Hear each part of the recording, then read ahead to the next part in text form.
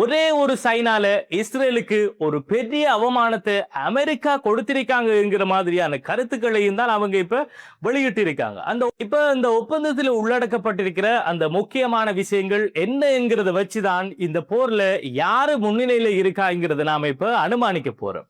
அந்த வகையில அந்த முக்கியமான விஷயங்கள் என்னன்னா, ஈரானுக்கும் அமெரிக்காவுக்கும் இடையிலான போர்கள் உடனடியாகவும் நிரந்தரமாகவும் உடனே அமலுக்கு வர வகையில நிறுத்தப்படும்.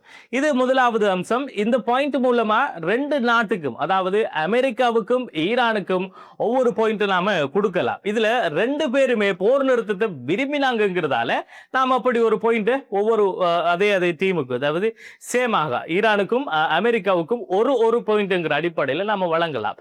அடுத்த விஷயம், லெபனானும் இந்த போர் நிறுத்த ஒப்பந்தத்துக்குள்ள உள்ளடக்கப்பட்டு அங்க நடக்கிற போரும் உடனே நிறுத்தப்படும். இந்த பாயிண்ட் ஈரான் மட்டுமே கேட்டிருக்கிறதால இது ஈரானுக்கு மட்டும் ஒரு பாயிண்ட் கொடுத்தா மொத்தமா ஈரானுக்கு 2 பாயிண்ட், அமெரிக்காவுக்கு 1 பாயிண்ட் சொல்லி சொல்லலாம்.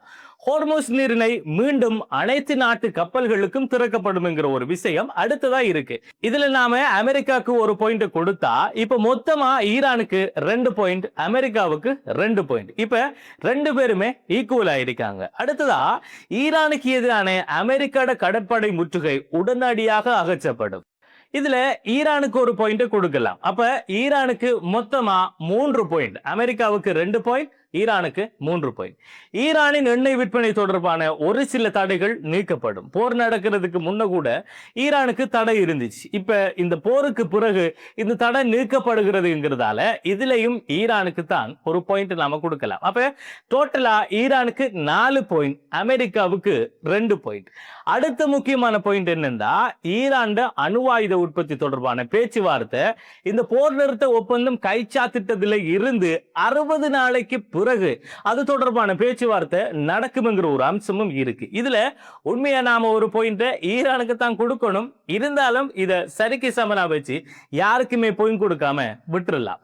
அப்ப ஈரானுக்கு 4, அமெரிக்காவுக்கு 2ங்கிற சேம் பாயிண்ட்ல தான் இருக்காங்க. அதாவது இதுக்கு முதல்ல நாம ஒரு முக்கியமான அம்சத்தை பார்க்கக்குள்ள என்ன பாயிண்ட்ல இருந்தாங்களோ அதே பாயிண்ட்ல தான் இப்பயும் இருக்காங்க. இதுவரை காலமும் முடக்கி வைக்கப்பட்டிருந்த ஈரானுக்கு சொந்தமான 24 பில்லியன் அமெரிக்க டாலர் பெறுமதியான நிதிகள் விடுவிக்கப்படும். இந்த விஷயத்தால நாம ஈரானுக்கு 10 பாயிண்ட் கொடுக்கணும். ஆனா இருந்தாலும் ஒரே ஒரு பாயிண்ட் கொடுப்போம். சோ ஈரானுக்கு 5, அமெரிக்காவுக்கு 2. அடுத்த பாயிண்ட், ஈரான் அதன் கூட்டாளிகளான ஹெஸ்புல்லா போன்ற அமைப்புகளுக்கு நிதி உதவியும் ஆயுத உதவியும் வழங்குறது சம்பந்தமான பேச்சுவார்த்தையும் இந்த பேச்சுவார்த்தை